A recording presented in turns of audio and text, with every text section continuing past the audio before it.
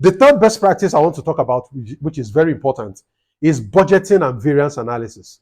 What is a budget? A budget can help you achieve several things in your business. But one thing that a budget does is that it helps you to enforce spending discipline. You don't just spend anyhow in the business because there's a budget for it.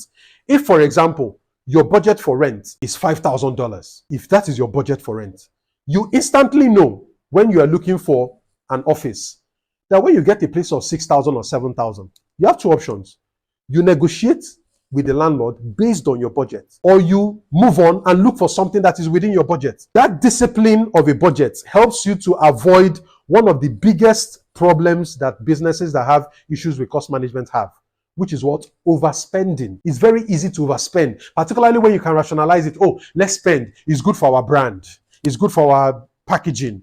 It's good for our image. It will give us visibility in the market. You can justify things with all sorts of reasons, but a budget keeps you disciplined. Because with a budget, you clearly see that for 2025, we're expecting sales of 1 million. That's the sales we're expecting.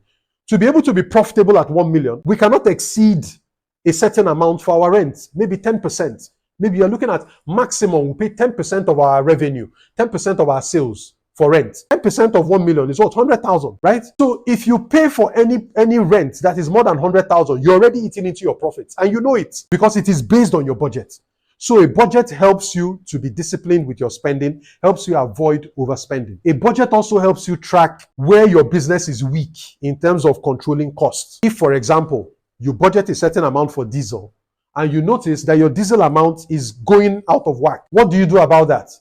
A budget allows you to know this is how much we budgeted for diesel, and this is the variance. The variance means how much did we budget versus how much did we actually spend.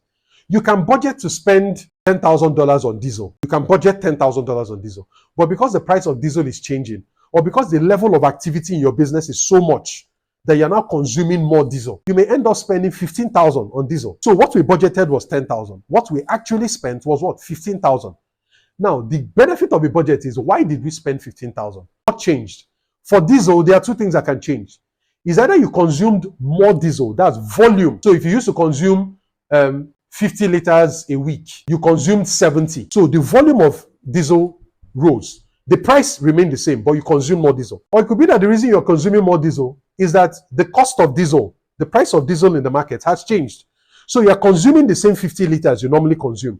But instead of buying diesel at 1,000, you're not buying it at 1,200 or 1,300 or 1,500. So the price has changed. So there are three reasons why what you budgeted may be different. There are three reasons why what you actually spent may be different from what you budgeted. You consumed more in terms of volume. You paid more for it in terms of cost, or the two things happened at the same time. The cost of diesel rose and you consumed more diesel. But you need to know why exactly this happened. So let me give you an instance. If by variance analysis, you notice that the price of diesel remained the same, didn't change much during the month, but instead of consuming 50 liters, you consumed 70 liters. But that rise is not reflecting in your sales. You didn't make more sales. Remember, diesel is a variable cost. It rises and falls based on activity in your business. So if you're consuming more diesel volume, it should show in the sales or the activity of the business. But you are noticing that your sales did not rise. What happened?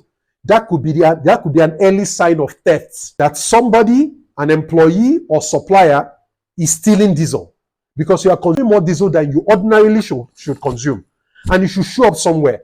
It should show up in the output of the business, either in production or in sales.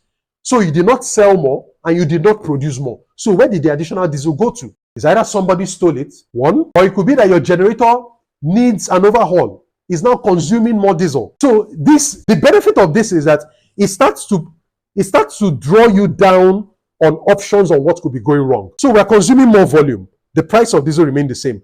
There's no bump in our production, no bump in our sales. So is somebody stealing our diesel, or is our generator consuming more diesel than required? Or is the diesel tank leaking? Is the diesel? So you see, so these are the things that help you improve the quality of your decisions.